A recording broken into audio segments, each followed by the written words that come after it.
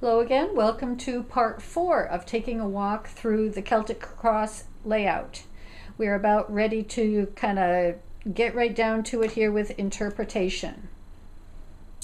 Now, what I would suggest when you're really, after you've done your overview, after you've taken the bird's eye view and had the big picture look at some of the themes, some of the dynamics that are at work, then you can go in and start interpreting this layout.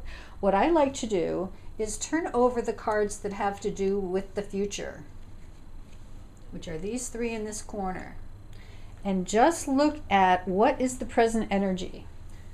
What is the current situation that this person finds themselves in? Just take a look at that first, because that is the present moment. That is the current reality. This is what this person is experiencing now. These things coming in the future may help this situation. They may prolong this situation, but this person, when they're sitting in this present moment, doesn't know this yet. So it's always a good idea to cover up, if you will, the indications of what might be coming, and just look at what the person is experiencing right now. And certainly when we do that, I think you can see it really brings out this difficulty and this difficulty. When we had the whole big picture there, we could see how this difficulty was going to be alleviated. But right now, this person is really sitting in it, both internally and externally. So we begin with the first 2 cards in the middle. What is the present situation that this person finds themselves in? Now, it's important that these 2 cards sit one on top of the other. These set up a dynamic. These create a certain tone. In this example, both of these cards are very similar in their tone. They're both heavy-hearted. They're both watery. We have cups and then the moon card. We have this internal situation that really feels stuck and stymied and almost depressed here. Now, sometimes it does make a difference. I don't think it does much in this situation, but it does matter which card is on top and which one is on the bottom. Which one covers the other one. To see this major arcana on top of the 5 of Cups says to me that the process, the bigger picture thing, is sitting on the personality here. It does feel a little different to do that. It feels like maybe more the person is more identified with feeling yucky. But when we do this, we get the notion that process is sitting on the person. Let me just, for the sake of argument or example, say, look at how differently that feels. Or even if we were to take it and do that. Okay, so play around with that if you have a reading that you're sitting in front of. Notice how the first 2 cards, do they support each other? Do they say the same thing? Do we have 2 forces that are moving in 2 different directions here? What is the tone of the current situation? So we get a card of loss, disappointment, working with, at the same time, this sense of process, this sense of confusion, this sense of what the heck is going on. So this is it feels like a very deep emotional hole that this person is in right now. Okay, so whatever relationship these 2 have to each other, it is important which one comes on top and which one comes on the bottom, but together they create a dynamic, a story, a situation. This is where everything is going to connect back.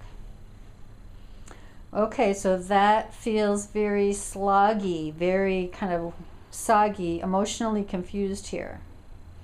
What does this person bring to the situation? What is a component of their personality that has something to do with where they find themselves? Queen of Wands. Here we see somebody who is essentially dynamic, Somebody who essentially, Queen of Wands, Queen of personal power, feels like they can overcome things. This is somebody with a lot of will, drive, focus, the force of the personality. So this part of this person is very frustrated, I would imagine, by this, because this is not budging. This is very watery. We have a fire-water conflict here.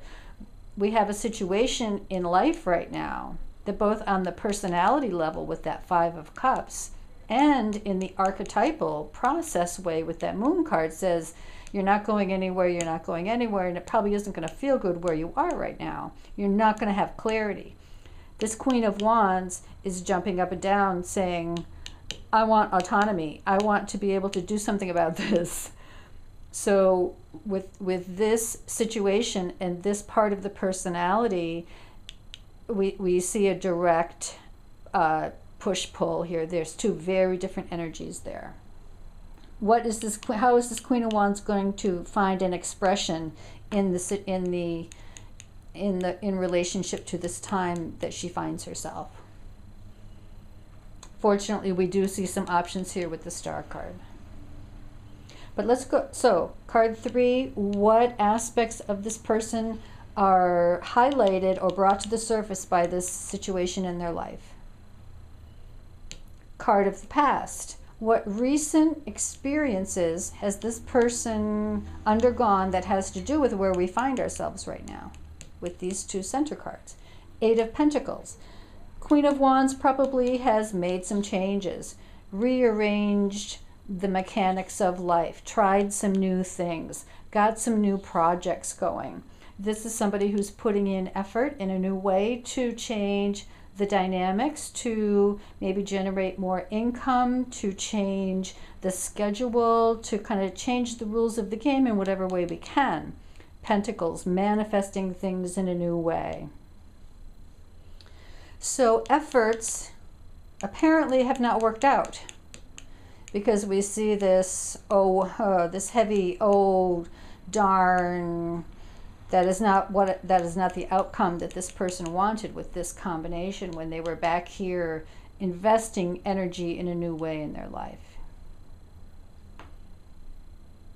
So I'm fortunately seeing this Star card up here for where's the conscious knowing or the identification of this person in this situation right now. Not so much what's the past experience, and not so much what part of the person is being implemented now, but where are the thoughts, where are the emotions, where are the perceptions? And here we see the Star card, and here is hope. Here is, I like the sense of expanding possibilities here. The Star card is about aspiring toward new visions. It's about creating a new reality for oneself. Like this 8, although this is very pragmatic and practical with the Pentacles, the Star card really begs us to think about it in the archetypal major arcana way, in a very regenerative kind of way, in terms of where do I want to be a year from now, 2 years from now? What is the long-term vision for life? The Star card takes us out of the pragmatic and moves us more into the visionary aspect of what we're doing, why we're doing it. So this Aquarian-Leo combination is kind of nice, that both of these are going to be working in the same area toward getting something new going here, retaining confidence even in the face of this. But this is pretty heavy stuff here, let alone that the heaviness and it just feels like this is not budging very quickly. That's really reinforced by this outer life picture. How is this person seen in the outer life? They are seen as limited in their perceptions. They're seen as having painted themselves into a corner. They're seen as not seeing the whole picture. Now, who is doing the seeing? What is in the environment for this person?